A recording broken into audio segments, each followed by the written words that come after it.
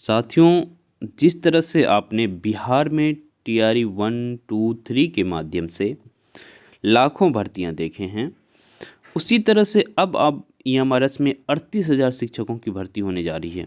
38,000। इससे पहले भी बहुत सारे शिक्षक नियुक्त हुए हैं ईएमआरएस में, लेकिन जो हमारे साथी वहाँ काम कर रहे हैं बता रहे हैं कि वहाँ शिक्षकों की अभी भी कमी है। तो 38,000 नए शिक्षक की भर्ती की जाएगी। और देखिए, बजट काफ़ी मिला है, 7,088 करोड़ का बजट मिला, बहुत बड़ी बात है। तो इस वजह से देखिए कि इतने शिक्षकों की नियुक्ति की जाएगी। तो अब इसका सिलेबस क्या रहता है, एलिजिबिलिटी क्या है? नॉर्मल एलिजिबिलिटी है। हाँ, आप बीएड हैं और अपने सब्जेक्ट को अच्छे से पढ़े हैं तो समझिए शिक्षक बनने योग्य हैं आप यहाँ। ओके, तो देखिए इसका ट्वीट भी है, जो मिनिस्ट्री ऑफ ट्रैवल अफेयर, अभी उन्हीं के ट्विटर हैंडल से ये ट्वीट लिया गया है। ओके, वही सेम चीज़ बताया गया है इसमें भी। अब देखिए, ये देखिए सैलरी काफ़ी अच्छा, लेवल 8 पीजीटी का, देखिए लेवल 8 का सैलरी है, ये बहुत बड़ी सैलरी है। ओके, ऐसे ही टीजीटी का लेवल 7 का सैलरी है, ये भी अच्छी सैलरी है। प्रिंसिपल तो ठीक है, TGT music art physical education ये लेवल 6 की सैलरी है, ये भी ठीक है, ऐसा नहीं है कि ये ख़राब सैलरी है। ओके, तो हम लोग तो मेन रूप से टीजीटी पीजीटी की तरफ देखें तो अच्छी सैलरी है। लेवल 7 और 8 की सैलरी बहुत अच्छी सैलरी होती है। उसके बाद देख लीजिए इसमें किस तरह से वो एग्ज़ाम पैटर्न क्या है, और अभी से ही आप लोग फोकस करना शुरू कर दीजिए। अभी डिटेल में नोटिफिकेशन आया नहीं है, पर फिर भी जब भी आए तब तक आप तैयार रहें। जनरल अवेयरनेस है, ठीक है, उसमें मेन रूप से आप हिस्ट्री, संविधान, मॉडर्न हिस्ट्री, ज्योग्राफी भारत का, ये सब पढ़ लीजिएगा।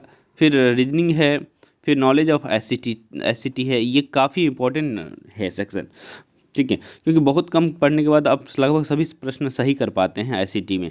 रीजनिंग में भी मैं समझता हूँ कि बहुत आसान रीजनिंग होता है। हाँ, तो ये बहुत बड़ी बात नहीं है, हमारे लिए तो बहुत आसान होता है। आप लोग बताइए कि आप लोगों के लिए क्या रीजनिंग बहुत भारी होता है, तो हमें बताइएगा।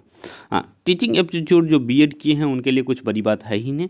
उसके बाद डोमेन नॉलेज में आपको सब्जेक्ट का नॉलेज होना चाहिए, ये बहुत बड़ी बात है।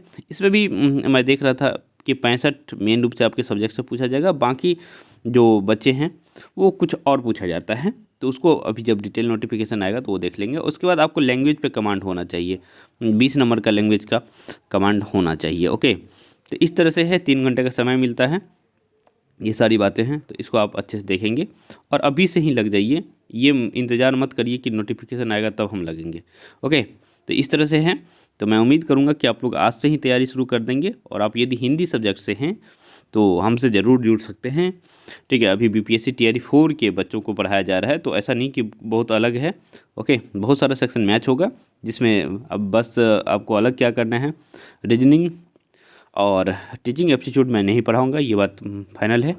ओके, हालांकि टीचिंग एप्टीट्यूड चूँकि हम लोग नेट जेआरएफ करते हुए पढ़े भी हैं, तो बहुत ज़रूरत होगी तो पढ़ा भी सकते हैं, ऐसा नहीं है हाँ कि नहीं पढ़ा सकते हैं, पर आप लोग वहाँ इसको अच्छे से कर सकते हैं खुद से भी, यदि बीएड किए हैं तो।